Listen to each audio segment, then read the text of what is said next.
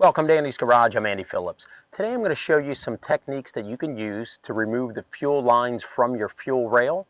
So let's go ahead and get started. Now to do it is actually very simple, and the only things that you're going to need really, and I'll get a close up, you're just going to need one of these little fuel line release tools. They're very inexpensive. They're kind of universal. Sometimes you may want to check the diameter of your actual fuel line to make sure you get the appropriate one, but the one I have here is adjustable. And then just really a flathead screwdriver so you can release the pressure at the Schrader valve. If you do it that way, there's other ways to do it with the relay. If you want to see a video I did on how to release fuel pressure, you can check it out via the link above. I'll also have it down in the description, the link as well. But these are the only items here. Let me get a close-up and then we'll go ahead and get started. This is the fuel line release tool, and you can see on mine it's adjustable, so it will stretch out for the different diameters, and then we'll show you in a second how that works. You kind of slide it in, push it down in to release the safety clip so you can disconnect the fuel line.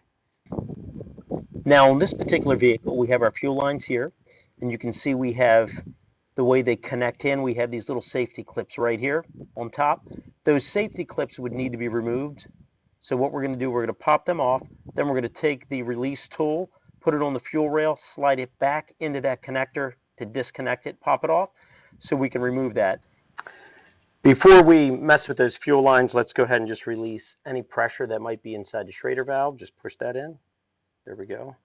Get that out of there. And you can also release pressure by starting the vehicle and pulling the fuel pump relay out.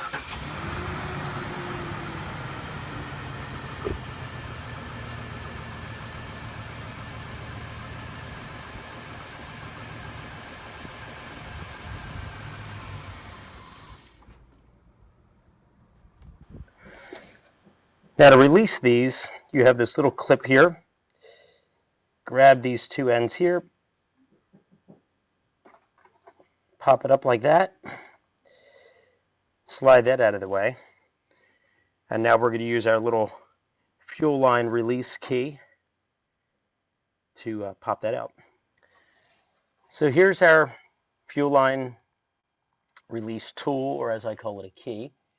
And basically the way that it works, it slides right on here. And then you're going to push it in, and that will push it back. Push it till you hear it click.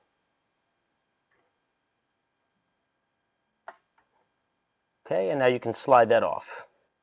Make sure you put a rag underneath of it once it's disconnected, because as you pull it out, you could have a little bit of fuel still in the line. There we go. Just pull that completely out. Okay, that one's off. Let's come and do the one underneath. And I moved everything out of the way so you can see it, but basically it's the same way as the top one. So we need to remove that little locking clip, and then we'll go ahead and put that release key back on this one, slide that one off, and then we'll be right back.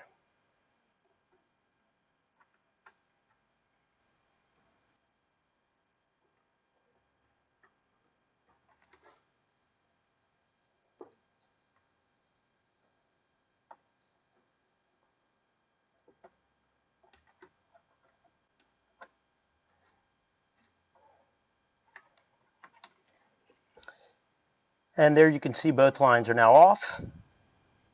Now on this vehicle, we have this similar connection here. This is the fuel rail. Here's our safety clip here and where it connects in. So you would put the actual tool in here and push up into that. Same thing as what we just saw, but I just wanted to show you this vehicle here is different. It's an older vehicle, but same kind of connection. And if you wanted to know, this is actually an old Jeep Wrangler TJ. Now if we head over to this vehicle here, which is a Dodge Neon, but some vehicles are like this as well, where you have the fuel rail, and basically what happens is it just clicks directly in, so you don't have the safety clips. You don't need that release tool. This one's actually easier, and basically what you're going to do is you're just going to pinch in the two little clips on the end so you can slide that off, but once again, make sure you do release the fuel pressure first so you don't have it spraying all over the place. So because this particular vehicle does not have a Schrader valve, the only way to release the pressure is by coming here to the actual relay right here for the fuel pump. With the engine running, we're going to remove it.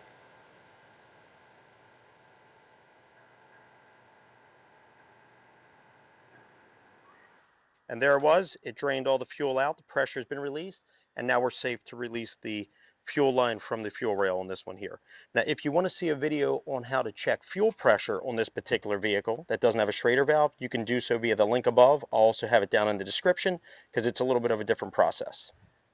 I went ahead and put the rag down on this, and with the fuel pressure released, we shouldn't have much of a problem. But basically, you just take your hand, pinch these two ends on the gray end until you can just get the line just like this, just above that tab, and then we'll just pull that up.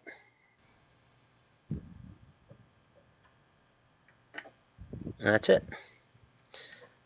Here's our fuel rail. This is our fuel line. And that's how easy it is to remove the fuel line from this kind of a fuel rail. Actually, to be honest, I think this is a lot easier. And then once you're done, you just slide it back on, push it in place till you'll hear it click. You lock back on. Then you want to prime your fuel pump a few times to rebuild the pressure, and you're good to go. Okay, well, that pretty much wraps up this video on how to remove the fuel lines from your fuel rail. And as we just saw in kind of different situations, regardless of the way it's connected, these are kind of the basic ways to do it. So I hope this video was informative for you. I hope it helped you out. Please send me any questions, any comments. I would love to hear from you. And as always, I appreciate all the support. Please like the video, subscribe to the channel. I'll see you next time.